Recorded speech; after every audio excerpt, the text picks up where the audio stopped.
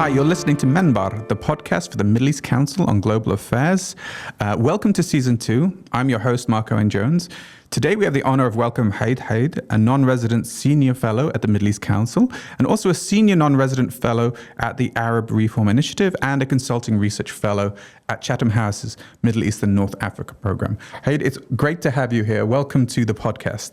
Thank you for having me. Yeah. Well, we're going to get straight in. We're going to be talking about Syria today. Can you set the stage for us? What was supposed to happen with Syria's fractured military forces and what's actually happening on the ground? Sure. Right after the fall of the regime, you have different military factions who maintained control over their respective areas throughout Syria. The biggest among those was Hayat Tahrir al-Sham, which led the main offensive against the regime. Following the fall of the regime, Hayat Tahrir al-Sham and its leader, Ahmad al-Shara, became the de facto leader of the transition in Syria. The group then started negotiating with different armed groups, mostly those that have been affiliated with the opposition, to differentiate between them and the two groups that we will talk about later, who remain outside the full control of Damascus. Those are the Kurdish-led groups in northeast Syria and Druze factions in Sueda, southern Syria.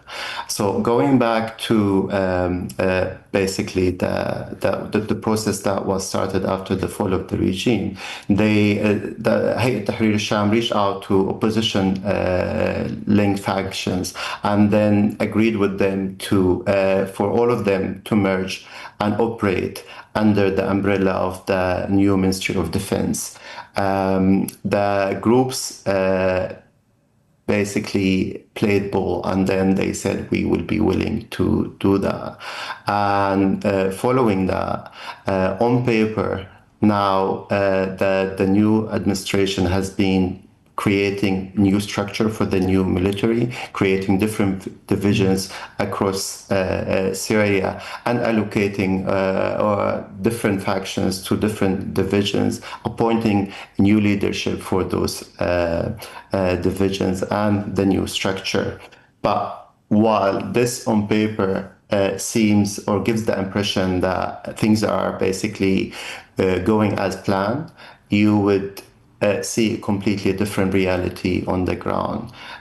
Conversations with people in different areas, including with faction leaders, and my own visits to Syria over the past couple of months show that many of the armed factions are still reluctant to really fully reintegrated in the army for different reasons. But the signs that we basically indicate that are related to them maintaining control over the respective areas, still have full control over their fighters, having their own resources and chain of command, most of them maintaining their control over their heavy weapon, which is basically one of the files that the new administration has been working on in order to make sure that all heavy weapons remain in the hands of the state and the state only. Yeah, I mean,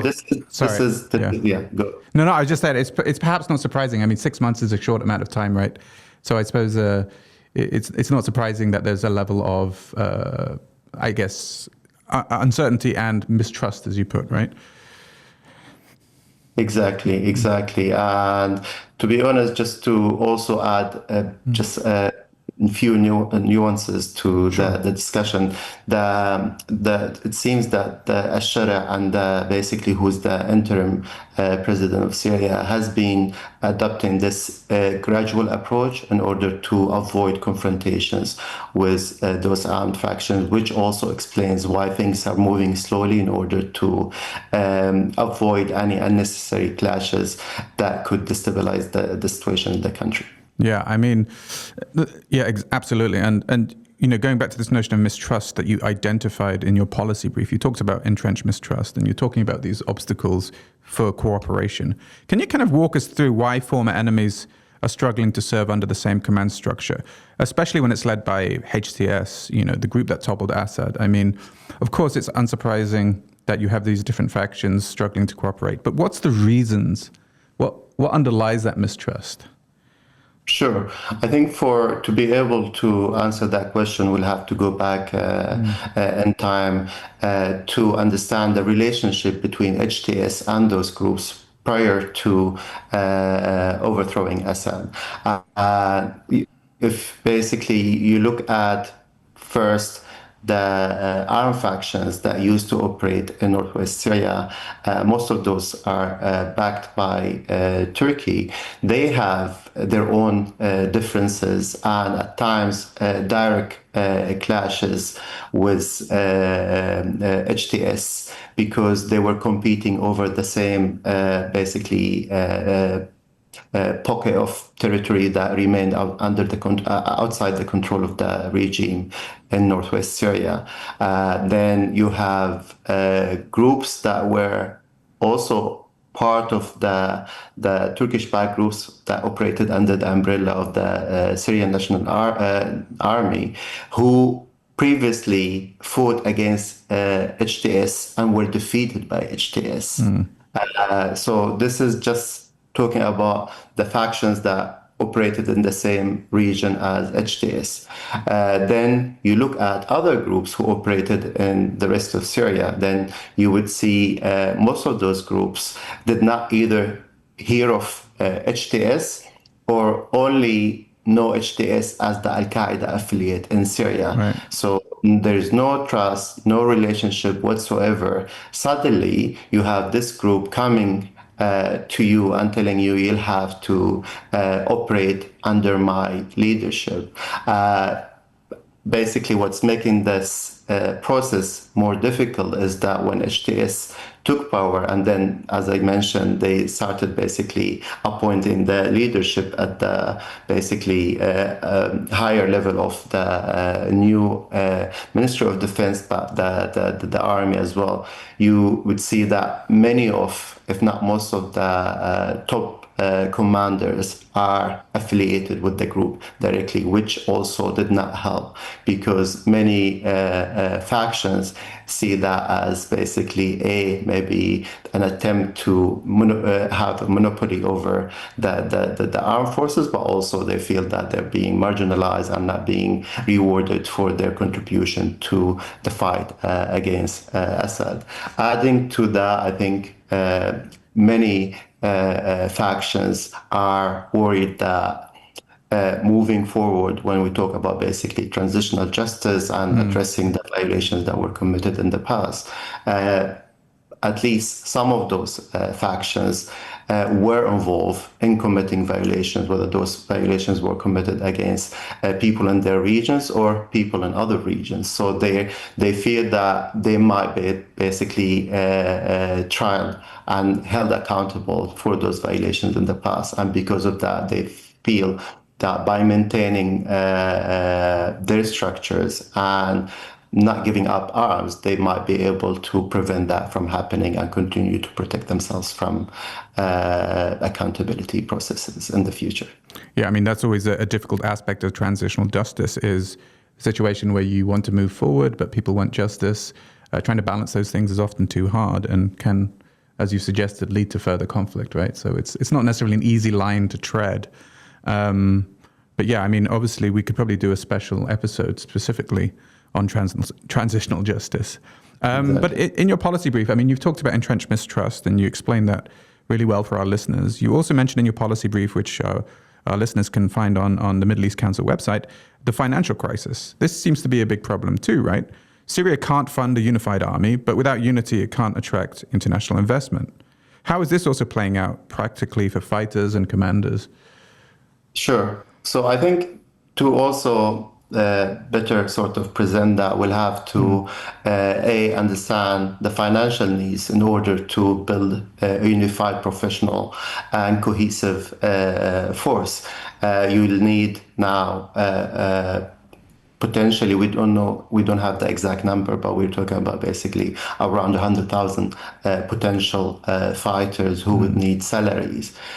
Those would also need equipments, and they need training.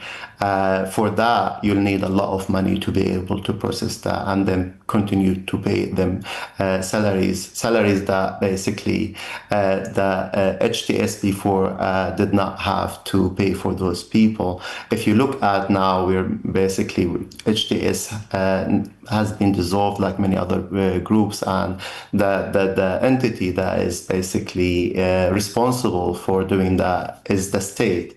Then you will have to look at the financial status of the state itself. The state has no revenues whatsoever. But it's also, in addition to that, has competing priorities. Funding such a force is not the main priority, or at least not the only priority, because you have hundreds of thousands of civilians, whether those are displaced or not, who are basically don't have any sort of adequate support from the international community. Then you have civil servants who are struggling, and their salaries, if they're able to receive them, they're not enough. They don't even cover like 20% of their needs. And then you have restoring essential services, all of that, building the ground for investment. Then you'll have to basically see which one to prioritize, focusing on using the limited resources to provide for people, or protecting, or basically funding the military that will protect the state, or at least will protect it from some of the factions that's still operating inside Syria. It's not an easy sort of equation to solve, and because of that, so you have a situation in which many groups maintain their to receive financial assistance from their international backers. For example, we know that some of the Turkish-backed forces, they maintain their to receive their support from Turkey directly, rather than that money being channeled to the state and through the Ministry of Defense. You have then other groups who are maintaining their own control over their independent resources. Those might be related to the money and the revenues they generate from checkpoints, illicit economy, and other sort of types of avenues. And that basically is weakening the central command and the ability of the state to really pressure them, and or at least encourage them to fully be integrated, because you are asking them to do that, but you are not really paying the money that will be needed for that process to be at least fast-tracked or pushed forward.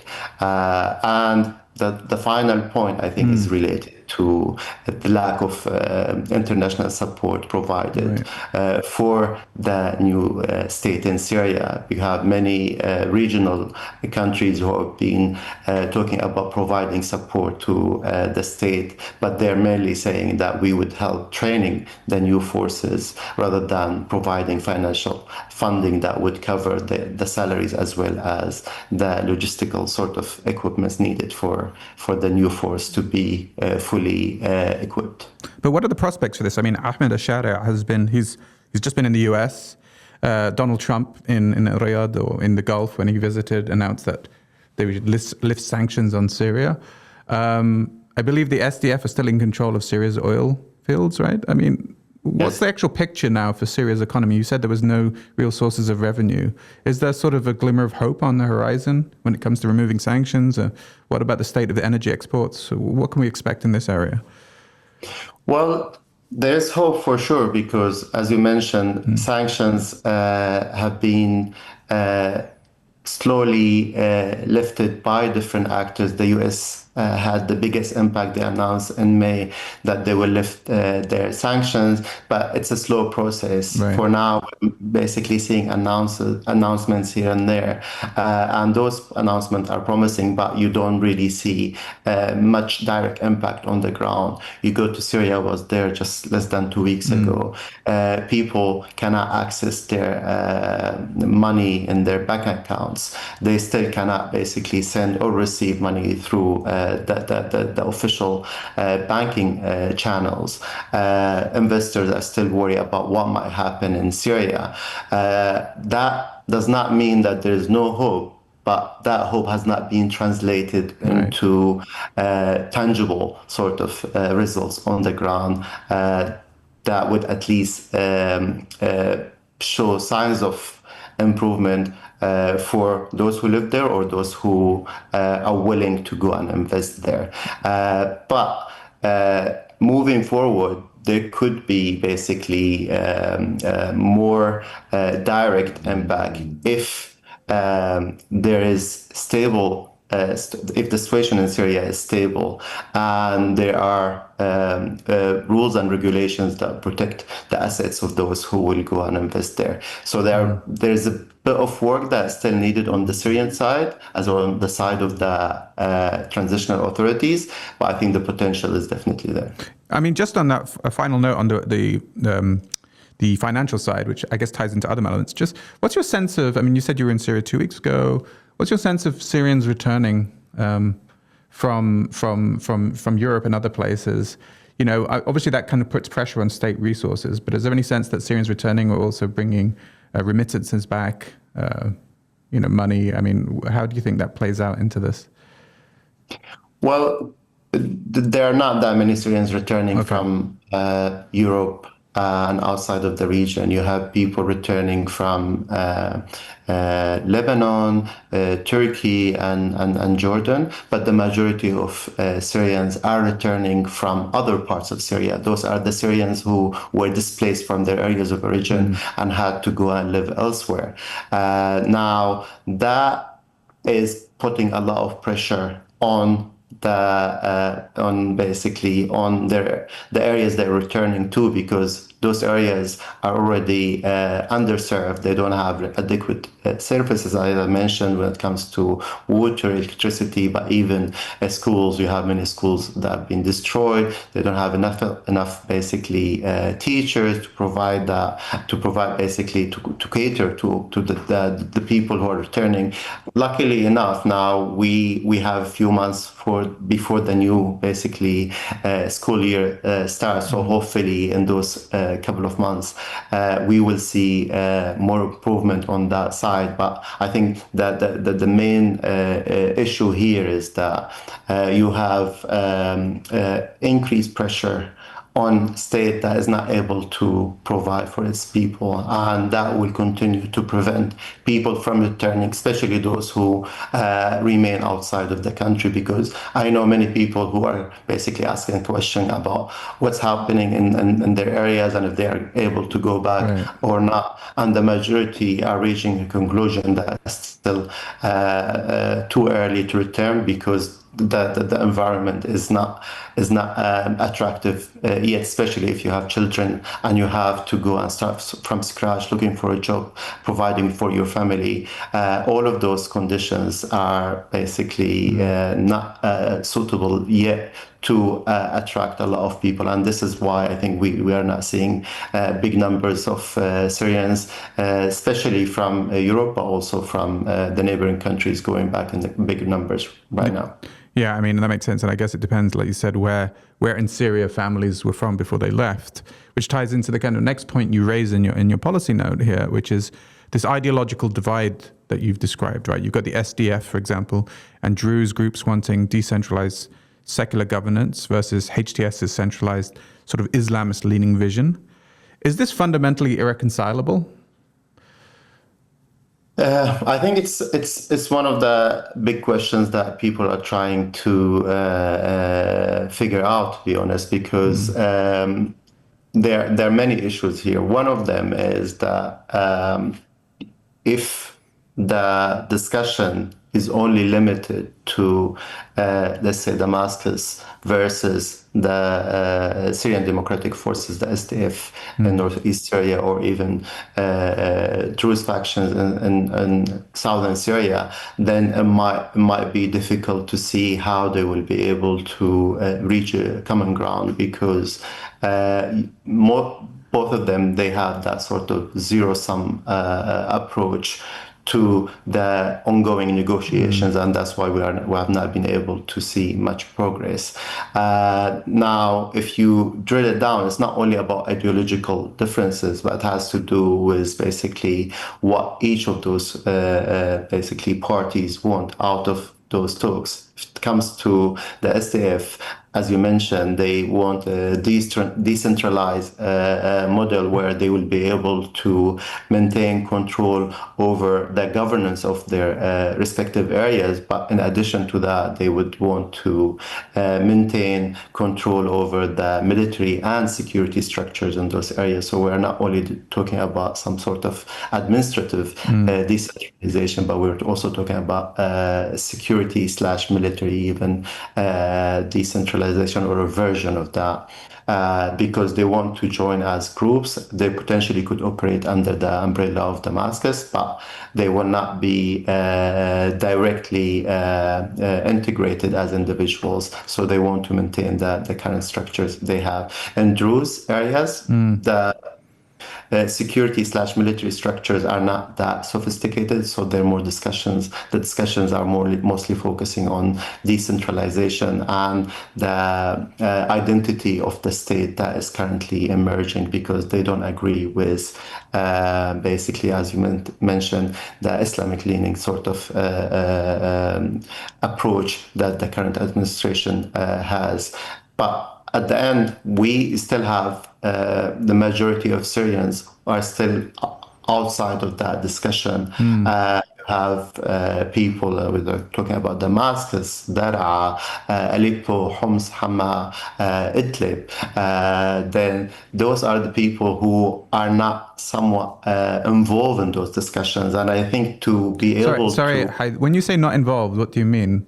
Like they have no sort of formal representation in these discussions? It's really... They don't have a direct input. They're not involved, because the negotiations are happening between Damascus and those two separate groups, as in the Druze communities in in southern Syria and the SDF in northeast.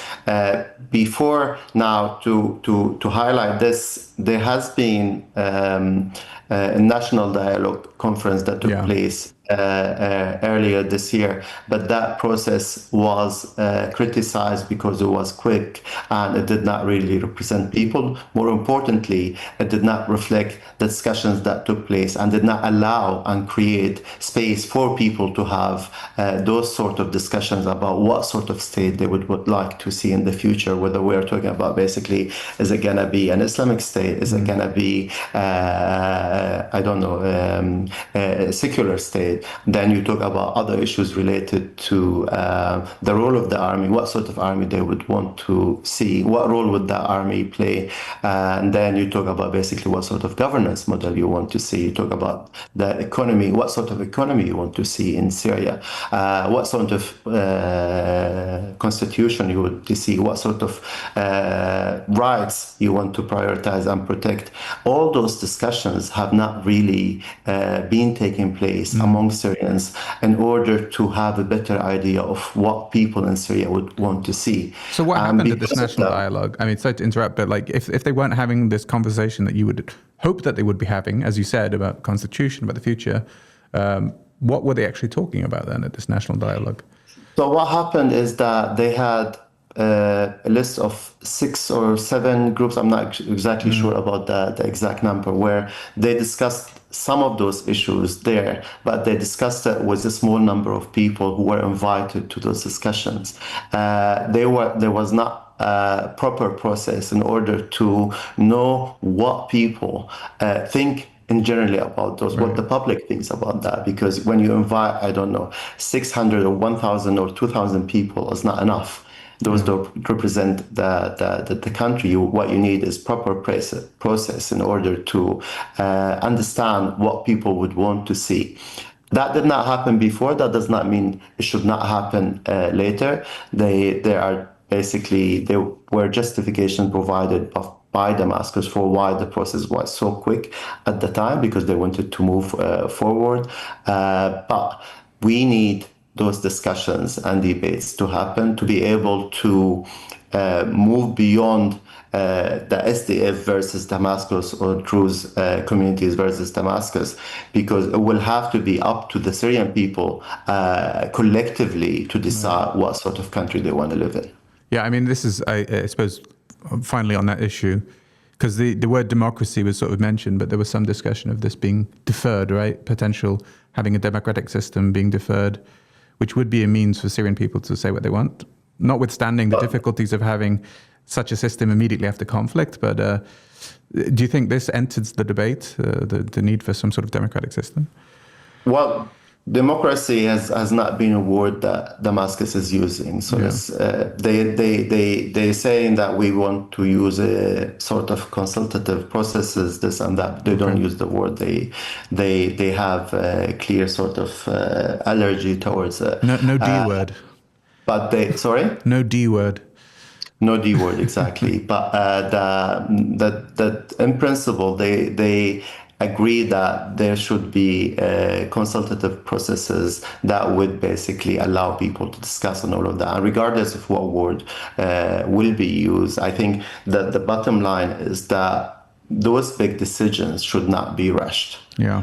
And what's needed is for Syrians to be able to express what sort of state they want to live in. So far, we did not see it. It should happen as quickly as possible because decisions regarding the shape of the state are being basically discussed and being issued right now. And you don't want to reach a point where basically you have a state and then you start consulting people on whether this is the state you want or not, because then you are basically missing an opportunity or forming a state that represents everyone while you're doing that, rather than forming a state and then trying to change or shape that state according to people's basically ambitions and preferences later. Yeah, I mean, now it seems basically from this discussion and from your note, the level of this is kind of top down, which is obviously not conducive to representing all Syrians. I mean, we've talked about these internal forces, and we can't talk about them without talking about the external forces here, which play a dramatic role. I mean, as examples, Turkey and Israel seem to be kind of playing, I don't know, spoiler roles. Maybe you want to call it something different. Turkey is protecting its kind of Kurdish security concerns. Israel creating buffer zones, often in Druze areas. Like, how much is Syria's internal unification being derailed by these external powers? Yeah, they're definitely playing a big part, despite the differences between the roles those actors are playing inside Syria, and despite the differences in what sort of preferences they have inside Syria. For example, when it comes to Turkey, Turkey is not considered a spoiler in general in Syria. However, Turkey has particular interest in preventing Kurdish groups inside Syria from maintaining some sort of autonomy in northeast Syria. And because of that, they are doing everything in their power in order to prevent that from happening. One of the cards that they are still keeping aside potentially is the card of basically the armed factions that they backed in Syria, and they still maintain control over a big part of northwest Syria. Because of that, many people basically are speculating that Turkey is not really, despite Turkey's support for the new administration in Damascus, they are not fully pressuring those Turkish-backed forces in northwest Syria to be fully integrated, thinking that they might be a useful, basically, ally to have if things go sideways. So they don't want to give up on them that quickly because they might be beneficial at a later stage. While for Israel, Israel has been playing a disruptive role all over. Like there's no way Right. where you can look at what they're doing in Syria without saying that their role is completely sort of spoiling every aspect of what's happening in the country. They did not only occupy new territories, but they continue to violate the sovereignty of Syria. They carry out military operations. They continue to arrest and shoot out Syrians inside the Syrian side of the deconflicting lines. So the disruptive role is quite more impactful. And in addition to what's happening on the ground, it has been clear that Israel has been preventing armed forces affiliated with Damascus from basically being deployed to the deconflicting region in southern Syria. They want that region to be under first either fully sort of separate from the rest of Syria or controlled by non-state actors who are affiliated with them, or at least would protect their interests there. And because of that, for example, Damascus does not have the actual authority to pressure those groups in order to be fully integrated, because any attempt to pressure those groups will lead to retaliation from the Israeli side. So here you can see the direct link between Israeli role and the continued sort of fragmentation of the Syrian territories, but also Syrian armed groups as well. Yeah, I mean, it seems from what you said here about Israel's role, I mean, Israel's role, well, however you look at it, is probably going to undermine any efforts at stability in Damascus. I mean, first of all, if you're trying to take territory, you're obviously going to be opening up the current Syrian government to criticism. If you're trying to pressure for normalization, and the US is probably trying to back this, you're also going to undermine the legitimacy of HTS, right? Yeah. But there are these discussions, or there's talks of normalization. Do you think this is plausible? Like, is this on the table? And like, what's driving this? Well, we know that talks, at least indirect talks, have been taking place between Damascus and Israel. The Syrian administration acknowledged it, Israel acknowledged it, and many of the sort of mediators acknowledged it as well. But I think when it comes to the nature of those discussions, what they're trying to achieve, I think this is where you hear many rumors that might not be true, especially when it comes to jumping the gun and moving from now potentially you are in a direct confrontation or basically in direct conflict with this force or with this occupying actor, at least inside Syria and in parts of basically Palestine as well, for sure, to full peaceful normalization. The discussions based on what Damascus has been saying, which is the most likely scenario, is that they are prioritizing at this point establishing some sort of deconflicting mechanisms that would prevent any unnecessary confrontations between Israel and Syrian forces in Syria. A. B. Prevent the Israelis from continuing to occupying new territories in Syria, as in pushing them back to the deconflicting lines that used to exist prior to December 2024.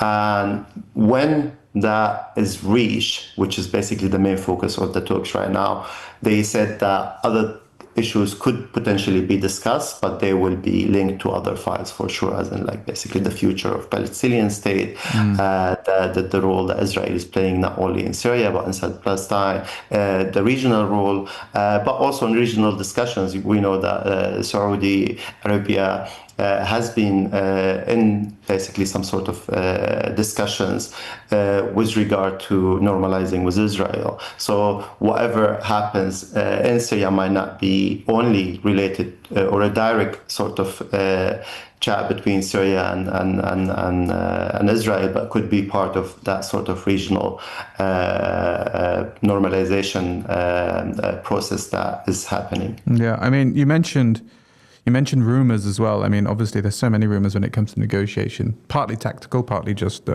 people being misinformed. But one of them around the potential for normalization was that, Syria might relinquish some control of the occupied Golan Heights and in exchange get parts of Lebanon. I mean, this was reported in Israeli media.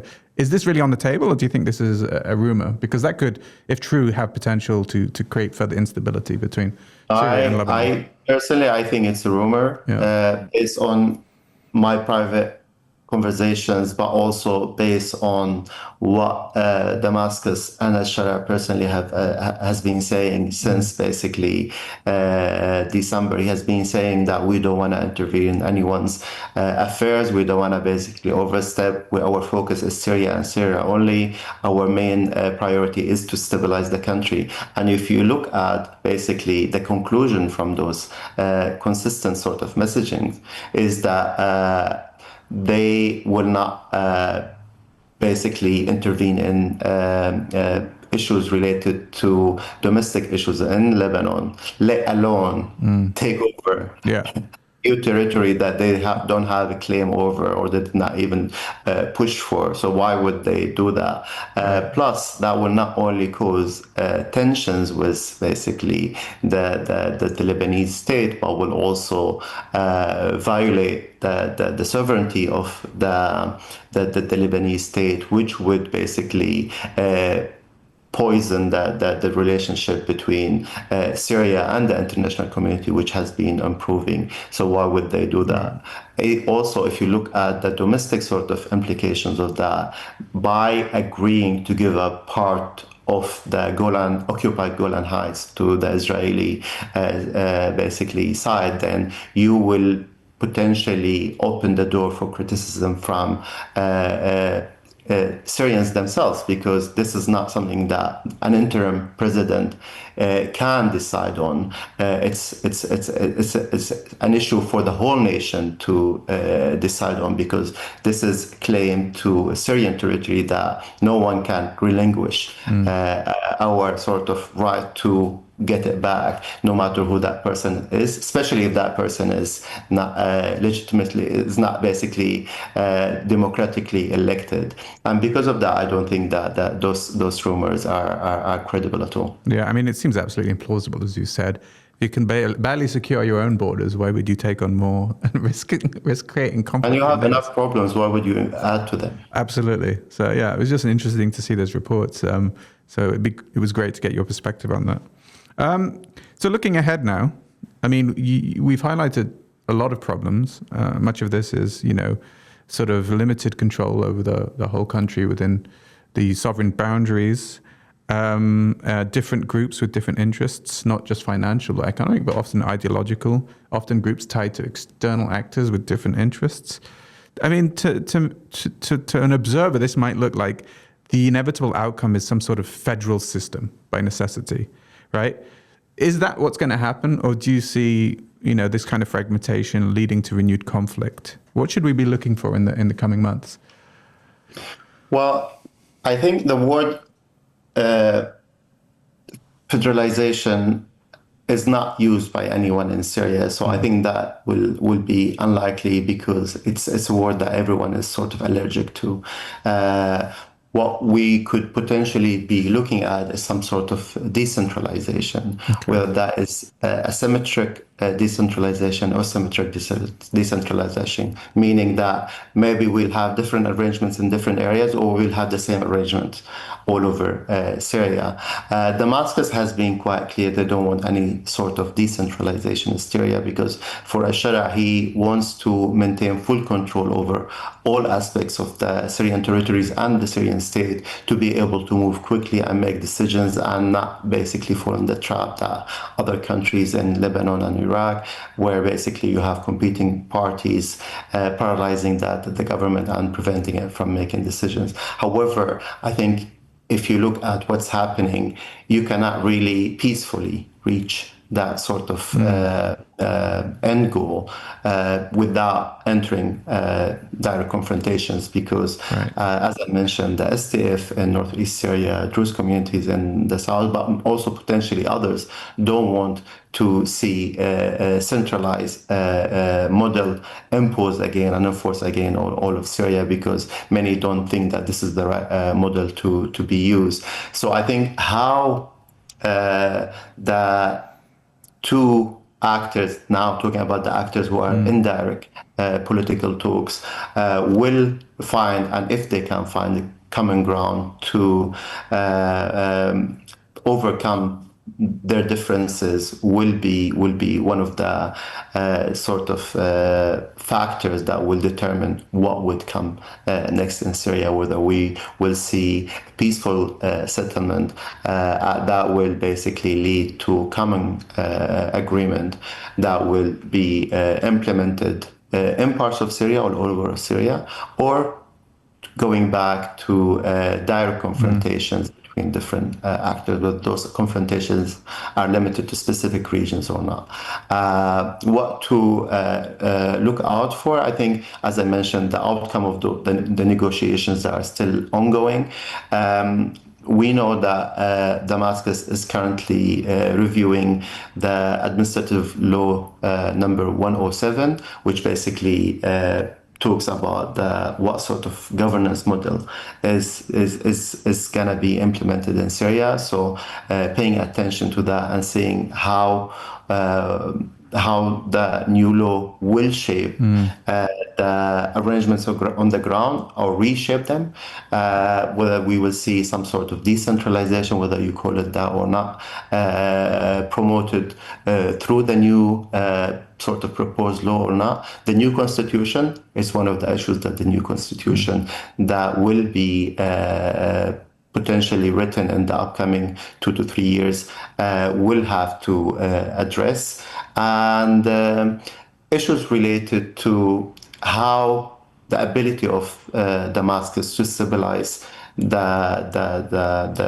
regions under its control currently in Syria, whether they will be able to improve living conditions, improve security situation in order to provide an attractive sort of model that will allow people in other regions to feel that to be encouraged to reach a settlement and address some of the concerns they have, especially when it comes to being inclusive, to have an inclusive political process, and to have an inclusive government, an inclusive constitution that would represent the basically aspirations of all Syrians. I mean, what's your personal take on this? Just I know we talked about the potential for renewed conflict, but in a sense, yeah, direct confrontation would be different from the current situation. There is a level of stability, but let's not forget we saw a recent attack in a church. There was the situation in the on the coast of the Alawi community, some fighting there. Is there a situation where one single event, another sort of outbreak of conflict, could lead to a rapid destabilization? And if decentralization does occur, is decentralization going to be based on region? Is it going to be based on sort of different minority communities or community clusters? How would it actually look? Well, again, it will depend on whose view you want to basically discuss here, because, again, I think the most relevant views to reference here will be the views of Al-Sharia, because he is the one who's making most of those decisions right now. And he does not want basically to have arrangements with different regions and to have special sort of arrangements, especially for minorities. If something is to happen, it would happen all over Syria, at least from his perspective, in order not to, because doing that would immediately push other actors, even from within the Sunni communities, to ask for the same, because in Syria you don't only have differences between minorities and majorities. You have it between different regions and between different localities in Syria. So the bottom line is, I think we are still at crossroad, and it's really still difficult to predict what the future holds. Potentially, as I said, one of the main risks is that you have clear issues that need to be addressed. Addressing those issues quickly and peacefully would increase the chances of having stable and more inclusive sort of environment that would attract more investments and allow the country to move forward in the right direction.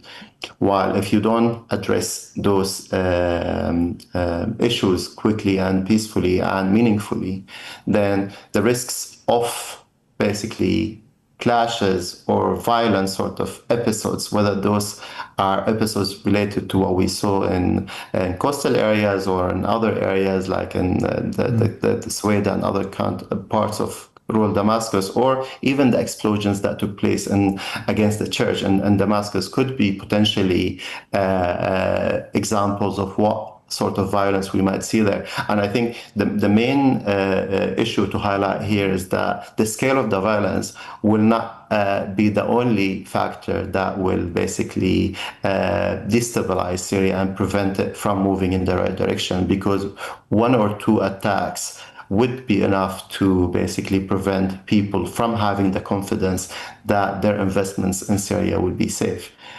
So again, different types of violence could basically continue to destabilize the country for a long time, and that will just hurt Syrians and all Syrians alike. Right. Thank you very much, Haid. Well, we're out of time. Is there anything else you'd like to add before we finish? I think you have covered it all. So thank you for going through all those different aspects. It's been a pleasure. So you've been listening to Haid, who's a senior non-resident fellow here at the Middle East Council on Global Affairs, and also a senior non-resident fellow at the Arab Reform Initiative and a consulting research fellow at Chatham House's Middle East and North Africa program. I encourage you, if you haven't already, to check out his latest policy brief on the Middle East Council website called Syria's Unruly Guns, Building a Unified Army in a Fractured State. You can check that on the website. But you've been listening to MEnbar, the podcast for the Middle East Council on Global Affairs. I'm your host, Marc Owen Jones. You can follow us on Spotify, YouTube, and other outlets. Check us out and give us a like, and tune in for our next episode. Thank you very much, Haid. It's great speaking to you, and hopefully have you again on the podcast soon. Thank you. I'm looking forward to it.